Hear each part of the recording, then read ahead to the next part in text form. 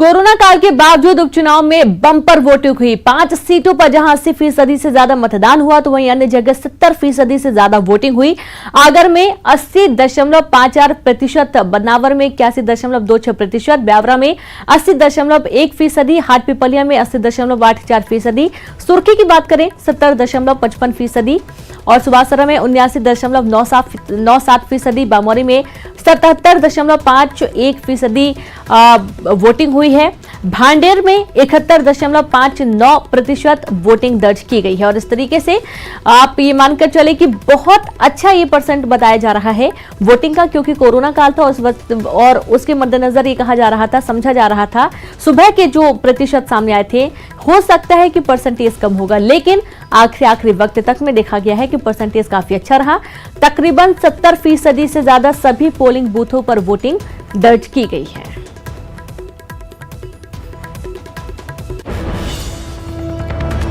तो वोटिंग खत्म हो चुकी है और सभी जो उम्मीदवार हैं उनकी किस्मत का जो फैसला आने वाला है वो अभी ईवीएम में कैद हो चुका है। जनता ने किसे जनाधार दिया है ये 10 नवंबर को पता चलेगा, लेकिन हाँ ये जरूर देखा जा रहा है कि उपचुनाव संपन्न होने के साथ साथ जो प्रत्याशी थे, जो नेता थे, जो समर्थक थे, वो सभी अभी थोड़ी चैन की सांस ले रहे हैं। उपचुनाव में जनता ने बढ़ चढ़ कर हिस्सा लिया है और वोट दिया। एक से बढ़कर एक तस्वीरें सामने आई हैं जहां पर व्हीलचेयर पर भी विकलांग भी पहुंचे और साथ ही नेत्रहीन बुजुर्ग महिला भी पहुंची मतदान करने के लिए। और इस तरीके से ये साफ हो जाता है कि अभी भी लोगों को ये मालूम है कि इलेक्शन चाहे 5 साल में एक बार आए, चाहे 2 साल में एक बार आए, लेकिन उन्हें बढ़ चढ़ कर अपनी भागीदारी निभानी है।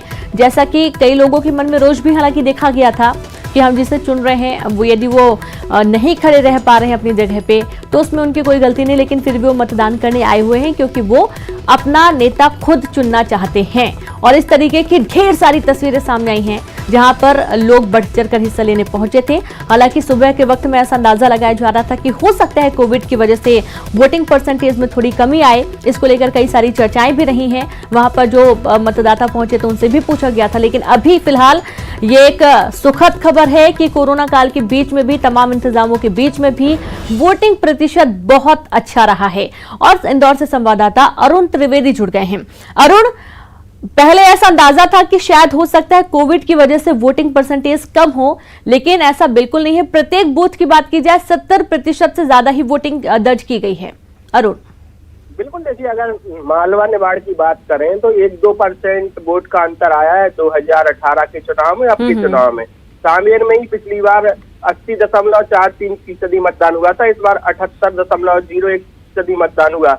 ऐसे ही अगर हाटपिपलिया की बात की जाए, बदनावर की बात की जाए, सुबासरा की बात की जाए, नेपानगर की बात की जाए, आगर की बात की जाए तो सभी जगह बम्पर मतदान हुआ है और लोगों ने बढ़ चढ़ कर इस मतदान में लोकतंत्र के उत्सव में हिस्सा लिया है। और यही वजह रही कि इस बार के जो समीकरण है वो कुछ बनते बिगड़ते भी दिखाई देंगे, क्योंकि ये जो चुनाव था ये सरकार के लिए चुनाव था और कोविड का असर था। कोविड की तमाम सुरक्षा एहतियात व्यवस्थाएं की गई थी। पोलिंग बूथ पे जो हम लोग जा रहे थे तो वहाँ पे टेम्परेचर लेने के लिए मेडिकल की टीम मौजूद थी और वो उनको दस्ताने भी दे रहे थे, ग्लव्स भी दे रहे थे, साथ ही वो मास्क भी दे रहे थे। जो मतदाता मास्क लगा के नहीं आ रहे। तमाम इस बार इलेक्शन कमीशन की भी बहुत अच्छी व्यवस्थाएं देखने को मिली। सभी पोलिंग बूथ पर पानी की सुविधा, चाय की सुविधा, सारी सुविधा वहाँ मौजूद थी। जो कोविड के मरीज थे या जिनको थोड़ी भी तकलीफ थी उनके लिए अलग से वेटिंग रूम बनाए गए थे। लोगों को सोशल डिस्टेंसिंग के जरिए बिठाया जा रहा था, उनको टोकन देकर, जिससे कि किसी को कोई तरह की तकलीफ ना हो। यही वजह रही कि मतदान का जो प्रतिशत है बम्पर रहा, अच्छा रहा। माना जा रहा था कि कोरोना काल चल रहा है इसलिए कम वोटिंग होगी, लेकिन जिस तरह की वोटिंग देखी गई उससे अंदाजा लग रहा है कि ये अच्छी वोटिंग कही जाएगी। 2018 के आसपास ही इस बार वोटिंग हुई है जितनी 2018 में हुई थी। बिल्कुल, और जनता चूंकि बढ़ चढ़ कर हिस्सा लिए मतदान में अरुण, तो ये साफ हो जाएगा कि जो भी नेता जीत कर आएंगे निर्णय बिल्कुल साफ होगा, निष्पक्ष होगा। और साथ ही हमारे साथ गुना से विजय भी जुड़ गए हैं, उनसे भी जानकारी लेते हैं। विजय, गुना सीट बहुत ही हाई प्रोफाइल सीट थी और यहाँ पर जिस तरीके से ज्योतिरादित्य सिंधिया बहुत ज्यादा उनका प्रभाव भी देखने को मिलता है हर बार चुनावों में, तो इस बार जो वोटिंग परसेंटेज है वो भी बहुत अच्छा है। किस तरीके का रुख नजर आ रहा है, जनता की किस तरीके की बातें थी, क्या उनके जहन में था, और वोटिंग प्रतिशत जो अच्छा आया है इसके पीछे का कारण आपको क्या लगता है? देखिए, जाहिर सी बात है, सिंधिया का गढ़ माना जाता है गुना, जहां से सिंधिया परिवार ने जो है अपनी राजनीति की शुरुआत की है, चाहे वो राजमाता सिंधिया हो, माधवराव सिंधिया हो या फिर ज्योतिरादित्य सिंधिया। इन सभी सिंधिया परिवार के जो सदस्य हैं उनकी राजनीति कहीं ना कहीं गुना पर आकर ही खत्म होती है।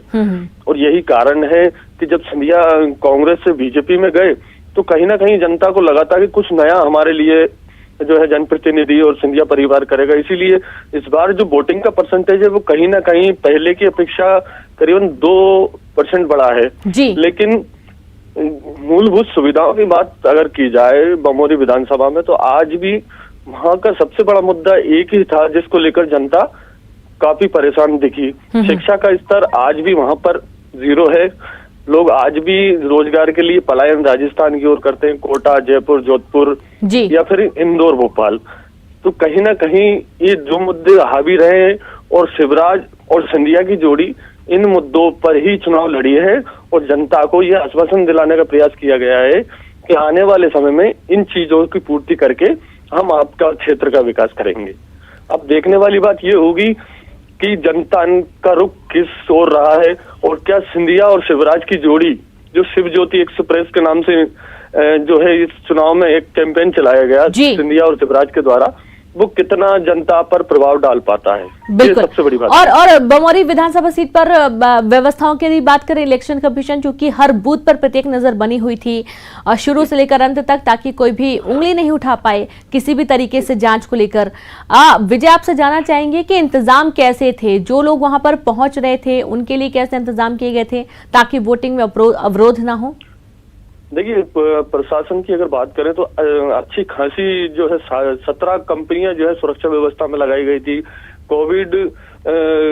कोरोना काल चल रहा है, इसलिए ग्लव्स, मास्क, सैनिटाइजर हर एक पोलिंग बूथ पर हमको नजर आया। जब हम कल कवरेज के दौरान करीबन 2 दर्जन से अधिक जगह जब हमने कवरेज किया तो हर जगह हमको ये चीज देखने को मिली। स्कैनिंग बराबर की जा रही थी, मीटर वहां पर जो है पोलिंग बूथ के जो कर्मचारी थे उनके पास मौजूद थे, जिससे टेम्परेचर नापा जा रहा था और हर अच्छी व्यवस्थाएं रही। कहीं भी पहला ऐसा चुनाव था 2020 का जिसमें कोई भी अप्रिय घटना बमोरी विधानसभा में देखने को बिल्कुल विजय, और साथ ही एक बात और देखी जा रही है कि वोटिंग परसेंटेज बहुत अच्छा होने के चलते अब बीजेपी भी लगातार आश्वस्त है कि जनता उन्हें मतदान करने पहुंची है। कांग्रेस दावा कर रही है कि जनता ने एक बार फिर से दिखा दिया कि वो कांग्रेस के साथ है। ये तमाम दावे भी अब किए जाने लगे हैं। देखिए, कांग्रेस के दावे अपनी जगह सही हो सकते हैं, बीजेपी के दावे अपनी जगह सही हो सकते हैं, लेकिन जो परेशानियां जनता के बीच। चलिए, बहुत शुक्रिया आप सभी का तमाम जानकारी साझा करने के लिए। तो मतदान खत्म हो चुका है, नतीजों का भी इंतजार है। 10 तारीख को सब कुछ साफ हो जाएगा। वक्त एक छोटे से ब्रेक का है, जल्द हाजिर।